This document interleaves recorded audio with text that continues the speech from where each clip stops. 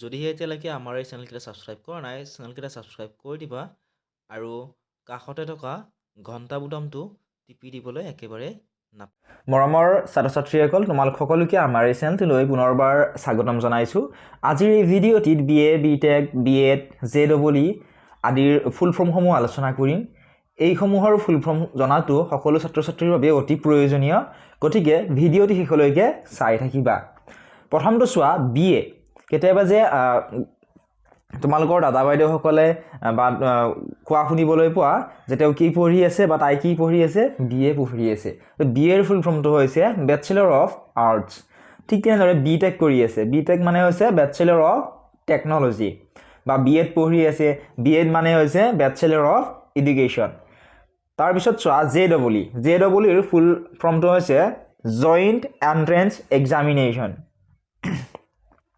Next চোৱা B.Com or full form to hoise Bachelor of Commerce. ঠিক তেনেদৰে TET or full form to hoise Teacher Eligibility Test. Next one LLB or full form to hoise Bachelor of Law. Next one BCA or full form hoise Bachelor of Computer Applications. Next one BBA full form hoise Bachelor of Business Administration.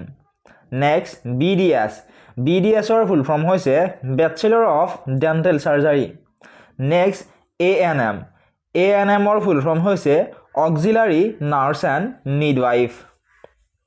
Next one MBBS or full form to hoise Bachelor of Medicine, Bachelor of Surgery.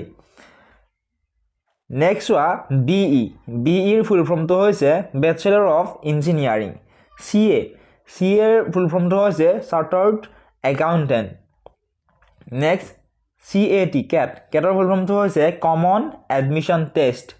Next DCA full form to hoise Diploma in Computer Application.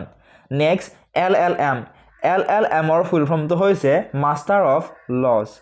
গতিকে এইখিনি আছিল আজিৰ এই ভিডিঅ'টি যদিহে তোমালোকক ইয়াৰ PDF সমূহ লাগে ডেসক্ৰিপচনত দিয়া লিংকসমূহত ক্লিক কৰি Facebook WhatsApp Telegram আদিত ফলো কৰি ল'বা তাত তোমালোকে ইয়াৰ PDF সমূহৰ লগতে কুৱেশ্যন আনসাৰ সমূহ পাবা চেনেলটো যদি সাবস্ক্ৰাইব কৰা নাই সাবস্ক্ৰাইব কৰি দিবা